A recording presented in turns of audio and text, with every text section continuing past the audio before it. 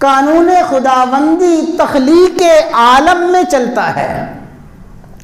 عام طور پہ اللہ تعالیٰ کا قانون چلتا ہے، سارے کا سارا نظام خداوندی قانون الہیہ کے تحت چلتا ہے، لیکن اللہ تعالیٰ کبھی کبھی قانون سے ہٹ کے اپنی قدرت کا اظہار فرماتے ہیں، اور وہ قدرت الہیہ اور قدرت خداوندی ہوتا ہے، لیکن قدرت الہیہ قدرت خداوندی اللہ تعالیٰ محض اپنی صفت قدیر کے اظہار کے لیے ظاہر فرماتے ہیں۔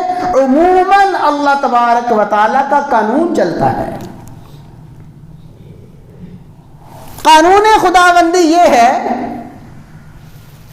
کہ پانی ڈبوتا ہے، سیلاب آئے غرق کرتا ہے، کوئی شخص سمندر کی، دریا کی، نہر کی موجوں میں گر جائے، سمندر کی، نہر کی موجیں اسے غرق کرتی ہیں۔ یہ قانون خداوندی ہے۔ چھری ہو تلوار ہو، چھری اور تلوار کاٹ کرتی ہے، چھری کاٹتی ہے۔ قانون خداوندی یہی ہے۔